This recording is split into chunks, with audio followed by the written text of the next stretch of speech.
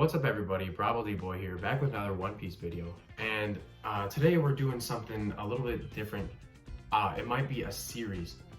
Now I'm not really sure how exactly it's gonna go. It really depends on how you guys take it. So if this is just a one-off, that's kind of why I'm doing this specific character, because I want it to be fun for me and like one that I personally enjoy. But if you guys want to see more, I could do it for all of them. But yeah, I basically am going to do a video on each, besides Luffy and Zoro, each supernova and what I think, and like go over what they've done in the past and then what I think they're going to do later on. So that's kind of what's motivating me. And so this time I wanted to start with somebody that I really enjoy, probably my fourth favorite supernova, second if you don't count Luffy or Zoro, and that's Urouge. And now Urouge is a very interesting candidate to look at because he's shrouded in so much mystery, and I think that's what makes him appealing to fans, because Urouge is kind of a guy that has a sort of cult, like low-key in the fan base. Like there's a lot of people that like are big fanboys of Urouge and have him really up high there, and I'm one of those guys. I'm not gonna act like I'm not. I really do have a thing for Urouge, and it's definitely because of all the intrigue with him. Like obviously his design is cool. I mean, anybody, like there's so many crazy weapons in One Piece. Like you got Gin's cool like stick with the balls at the end. Like I don't know, there's so many unique cool weapons, but Urouge just walks around with a pillar and he just smacks people with the pillar, and he definitely has like crazy like forearm and tricep strength if he's able to, and back strength. Like I don't know, you're not really supposed to think about that, but I don't know. So it's just, everything about him is cool. His fruit ability, which we don't know what the name of the fruit is, it's probably something around the lines of like the karma fruit. But yeah, we don't know what that is, but it's a cool idea to me. The fact that you can take in damage and then convert that into strength for yourself is always a great thing, because it's just like a big battle of like endurance really. And that's just like how Urouge rolls, at least from what we know about his ability. I'm sure there could be more to it. It could be that simple. We don't know. So when we're introduced to Urouge, I think this is another thing that sort of adds to his mystery, but he had the lowest bounty out of each supernova with only 108 million. And I think that just shows how great of an example he is, that like bounties are not necessarily a representation of strength. Because at Sabaody, we see him fighting with Killer, who was at the time like worth more than Zoro and Capone and Bonnie. So like really, like just because his bounty was low really wasn't the tell of his strength at all. So that was like an interesting thing about him. It showed that there's more factors to him, and even though that he is not like as wanted by the government, he's still just as like formidable, and it shows that he should not be underestimated by anybody. And that was really interesting to me. And kind of going back from that, so we know he's from the sky, and he's the only supernova from the sky, which is interesting. We know a lot of them are from different blues, some of them are from the Grand Line, I think. But yeah, Urouge is from a sky island, and he's a Brickan. And I think this might tie to the fact of why his bounty is so low, because he probably, we don't know his backstory at all. Like we don't know much about him. We've seen a picture of him as a kid. He had the hair of a Brickan when he was a little kid, which he doesn't have anymore. He kind of rocks like a monk buzz cut.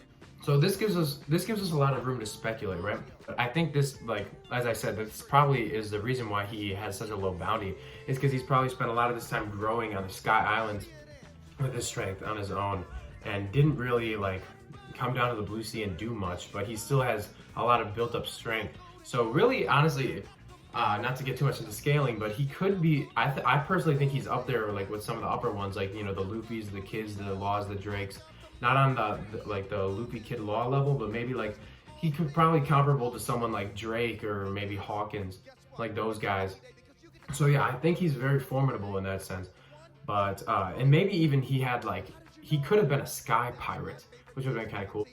The X-Toll to Berry exchange rate is 1 to 10,000 to 1.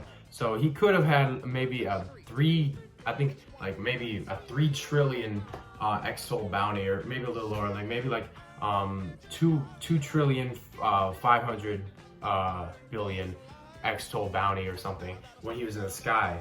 And then he came down to the Blue Sea where he had no bounty, and he just has like that separate bounty. So it could be like two things, but also you don't know this. We don't really know if the sky has like a government system where they issue bounties on people. I mean, I'm sure they do. Probably not on such large scales though, is what I would think. So yeah, that could be the case, and that's just kind of like headcanon for me. So his motivations and why he's down on the Blue Sea, we don't really know, but his actions are sort of give us hints, so we can kind of go over that as we move on to stuff he's done in the story. Now, Urouge is always portrayed with a big smile on his face, and he just seems like a troll, really, because like he's like an honorable man. We see an example, like when he sees the celestial dragons in Sabaody, right? He sees them, and he's like, oh, those guys are scumbags, and he kneels. He doesn't like, he's not like brazen like Kid or Luffy, or not even Kid, Luffy or Zoro, who would just go and attack one, right? But he does acknowledge that they're bad people and like has a sort of anger towards them. So, and this also shows us that he has a little bit of an understanding on how the Blue Sea works. When he sees Zoro actually like about to cut down like St. Charlos, he has respect for him in, when that happens. And that was really interesting to me. So we skip ahead from Sabaody. He moves into the New World right away, like almost all of them do, except the Straw Hats and the Heart Pirates. But then, so yeah, that's, while he's there, we don't know much. We know the first island he landed to, which was the one where the log pose was shaking the most, we can assume, was Raijin Island, one of the first in the New World. And he meets the woman there with that's offering up the umbrellas. And I think this is one of the times when he actually wasn't smiling, because he was just kind of like shocked at the situation of the island and to see a woman there. So that's like literally all we know. And this kind of fuels the flames of the whole Enel thing, because I mean, chances are he went there just because that's where the log post took him. Is like a 33% chance that that's where he would go. So that makes sense. But a lot of people think that this could be like a reflection of the Thunder Fruit's awakening, where like the lightning rain is a result of that, because it's the only island of the world that has that, as far as we know. No, not as far as we know, actually. No, that is confirmed that is the only island in the world that has that. I think the Nami's weather people said that when they were explaining the lightning rain. So yeah, they know that, he knows that, and a lot of fans speculate that has a connection to Enel, and I could see it. I mean, if Enel like has some sort of maybe like a past user of the Thunder Fruit that Enel actually like took it from, like, you don't know, there's so much room to speculate when we don't know so much, but that is sort of a connection that they have, and I guess that sort of fuels it. Next up is Dressrosa.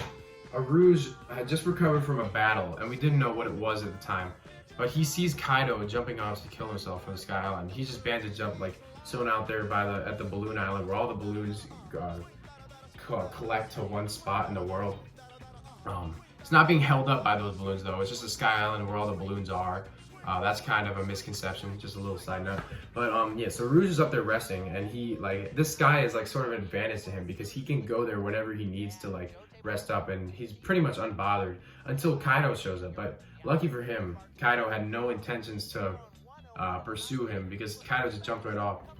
And Urouge said a prayer for him, and this makes us think like, okay, so this is a man of faith, we could assume, right? And that's not really a thing explored much in the One Piece world. I mean, we've seen nuns here and there. They thought Brook was Satan. So religion does exist, and maybe through Urouge's explanation, we can see that. And then, so yeah, he's praised for Kaido, and this is another time where he's not smiling. So that's an interesting break for his character, or rather expansion for his character. And then cut ahead to Whole Cake Island. We learn what he was recovering from, which is his fight from Cracker. So he went into, he's the only supernova we know of besides Luffy to actually take out a Sweet Commander. Now there could be speculations regarding maybe Kid took out fought against some of the Sweet Commanders, and I would not deny that. It could have happened. We never really know. There's nothing to really support that except the fact that they have encountered Yonko. So that's that. But so he's the only confirmed supernova besides Luffy to take out a Sweet Commander at all, and that would be Charlotte's Snack, worth 600 million. Another example of why bounties are not like power systems, because obviously you need some power to hold a bounty as high as it is. But Urouge basically would have sextupled his bounty from that. So we could assume that he's gotten a boost from that, provided the world government knows, because he was able to fight off, he was able to defeat Snack on his own. And then Cracker, he fought him for little bits, and obviously he would lose. I think even Luffy would lose that. I mean, we don't know how strong Snack is, but he probably would give Luffy a pretty hard time. and then having to go right after that into Cracker, who took Luffy a couple hours to beat up. That's just not, I just don't think he's doing that. Not saying Urouge is like on the same level as Luffy, but like that is not a thing. It's very hard to like consecutively take on two Sweet Commanders when they're at their freshest. So it's pretty obvious why Urouge lost. It's not like, it does not mean at all that he's weaker than Cracker. I mean, it's a stretch to say he could defeat Cracker on his own, but there's nothing that suggests he couldn't. And so that's basically the whole point I'm trying to make with that. And it actually kind of shows this encounter in the anime. It wasn't in the manga, but in the anime it showed the clip of like Urouge standing over a silhouetted snack, and then Cracker taking him out. And that was sort of just used to hype up Cracker and also fill time, because that's kind of how Toei does things. But yeah, so that's pretty much everything we know up to this point about Urouge. And this is kind of where we leave room for speculation, because he's definitely, if you think about it, like people in One Piece, they heal up in like a week, like from like mortal wounds, like Zoro getting cut down, and in a week he's good. So Urouge, I would say definitely at this point in the story, if in Dressrosa he was like bandaged up and chilling out in the Sky Islands, if at this point in the story he's not fully healed, that would shock me. So I could see him going to Wano, but just for the sake of the fact that there's so many Supernovas over there already, why not get the rest of them? But as far as why he would be motivated to go there, that's really what we don't know. So that's kind of what I'm going to explore now, is what motivates Urouge. So he had some reason to come down to the Blue Sea, right? And people think he's looking for Enel, but Enel went up. Now maybe he knows that Enel plans to come back down to the Blue Sea, and Enel wants to attack. And that's sort of, it sort of could explore like his whole like exploration, his whole like faith, right? Because he is obviously a man of faith, and I think he would be pretty upset of a man that's pretending to be God. This motivation would make sense because Enel was a figure who claimed to be a god. He wasn't a god, he was very strong and had a lot of godlike abilities, right? But he wasn't God, and he was a Brickan himself. Also, a side note, I've been saying Brickan this whole time. I've been watching too much teching, that's my bad. Brickan, they're called Brickans. Urouge is a Brickan, he's not a Barry the Brickan. Enel came from there, and he basically wiped out the whole homeland, except Urouge. It's pretty likely that Urouge was around there for the destruction, because Enel is 10 years older than Urouge.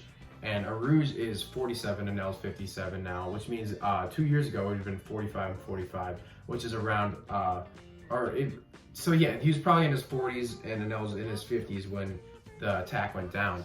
And it very well could have been the case that Urouge was in the Blue Sea at the time when Enel took out the attack. But I think there's a good chance that Urouge was like the sole survivor of Enel's destruction on Burka. And maybe he fell to the Blue Sea and is trying to find a way back up.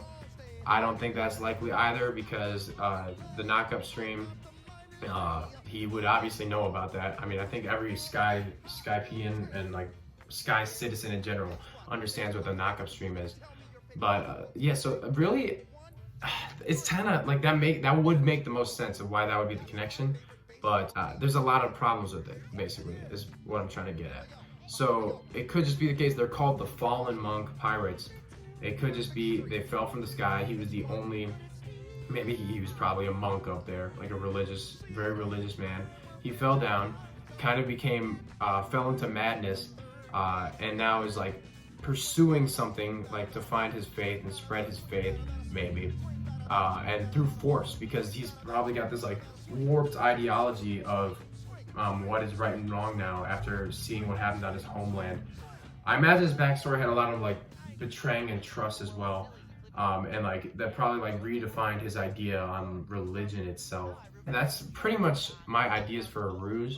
I would scale him pretty high up in the Supernova. I honestly, as far as what we know, I'd say he's either stronger or as strong as Drake, and I think that he definitely